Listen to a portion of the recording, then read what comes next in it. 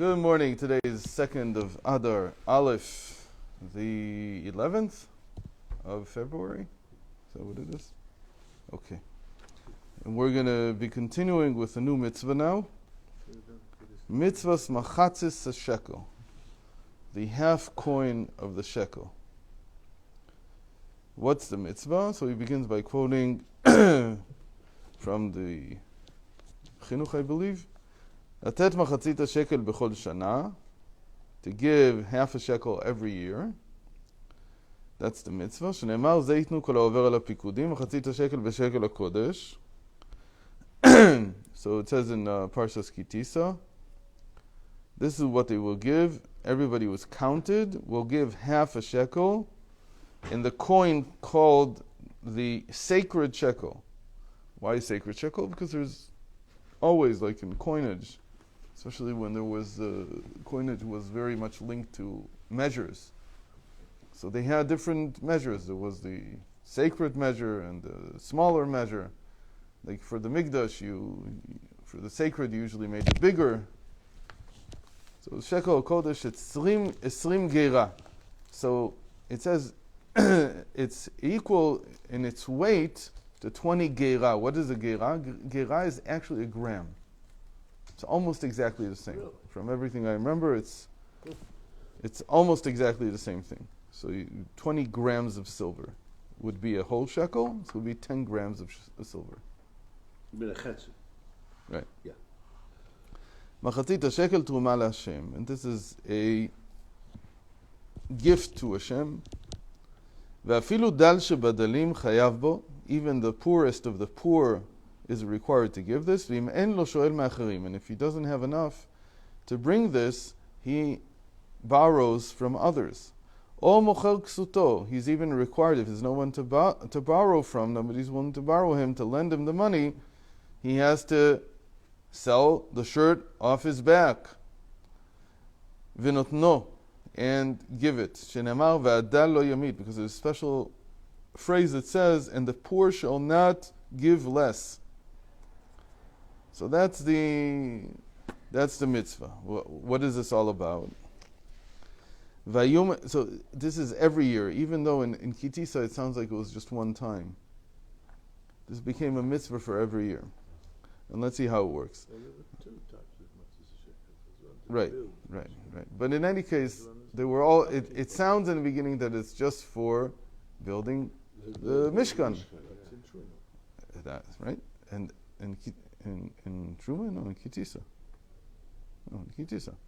So what's where did we suddenly get that it's every year? Because they said even though we finished constructing the tabernacle back then, every year we need more in order to upkeep, for maintenance. Rabbinically? No, apparently it's from the Torah. Okay, you mean you're okay. We do it today rabbinically as a memory because we don't have a temple. Year by year was a. I think so. Derisa. For what I remember, yeah. Right, whatever, yeah. והיו מניחים הכל בלשכה אחת שבמקדש, and they would place all these half shekels in one chamber in the temple. ומשם היו מוציאים לקנות, so they did two things with it. I've mentioned one, which is upkeep, maintenance. But there's another thing that they did with it. They bought all the sacrifices, the communal sacrifices for the year. ומשם היו מוציאים לקנות מידין ומוספין בכל קורבן הקרב על הציבור ונסחיהם. So the tamid, the daily sacrifice, the additional sacrifices of Shabbos and Yom Tov, and every other sacrifice that was the duty of the community to bring, and all their jubilations, which is all their wine and other things that were brought with it. Libation, sorry, not jubilations. Right? Libation, sorry.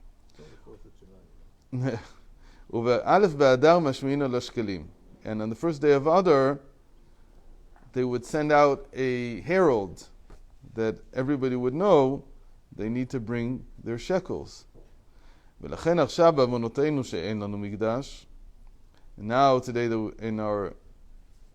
because of our sins, we don't have a temple.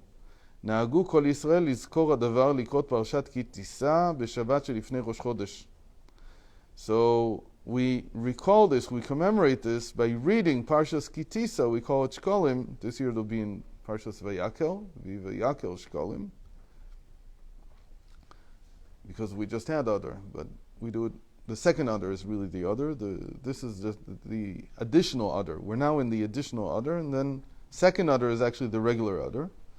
So the Shabbos before Rosh Chodesh Adar in a regular year, or Adar base, the second Adar in a year like this year, which has 13 months, then we read, instead of the way that they used to send out a herald to tell everybody that they need to bring their shekels, so we just read this Parsha Ki Tisa, and that's how we commemorate it. Nobody has to actually give money today, but there's a custom to give anyway.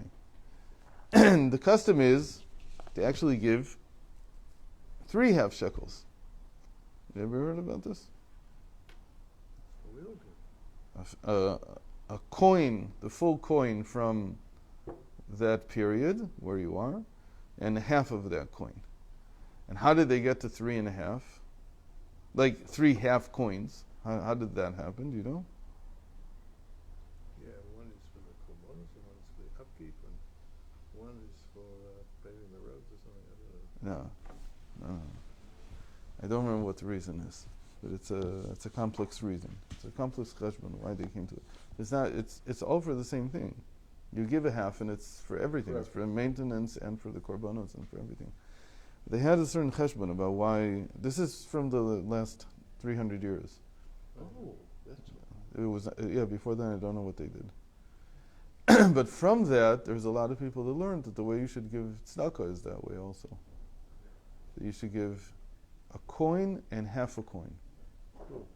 So either you give in Israel 10 and 5, or you can't give 5 and 2.5 because it's no 2.5. But the next possibility is 2 and 1, or 1.5. Because we still have a half coin. So when you give tzedakah, that's like considered to be the. Anyway, Ad kan divrei hachinuch sham. That's what the chinuch says. ולהבין זה מפני מה היה כולם שווים בנתינת קורבנות הציבור בעניין מחצית השקל דווקא.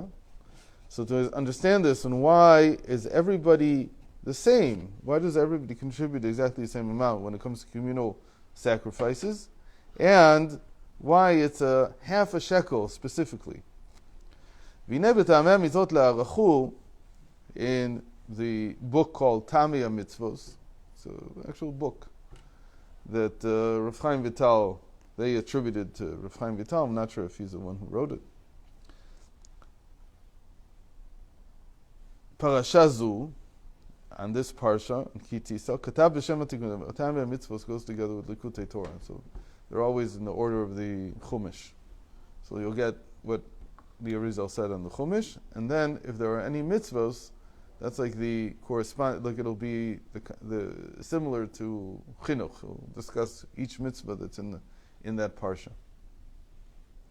So, in Tamei Mitzvos for Ki Tisa, Katab b'shem ha'tikkunim. He wrote in the name of Tikkunei Zohar, shemitzvat Machatzit HaShekel gorem tosefet orot le'arich anpin. That this mitzvah of giving half a shekel adds light, meaning revelation, to arich anpin, to the lower half of the crown. Again, he always starts with the Kabbalah, and then he's going to translate this into the language of Chassidus. Vehu ki se'arot harosh le'arich anpin nikraim shekel. The hairs of the head of arich anpin. Of what? Arich anpin, the lower half of the crown. The crown is divided into two: atik yomin and arich anpin. Yeah.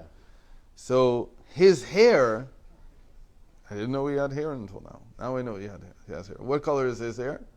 His hair is Red, obviously. why red? The Melech had red hair.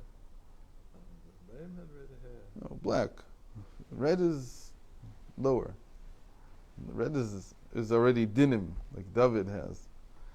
But in arich, in general, you would say everything is white in the crown.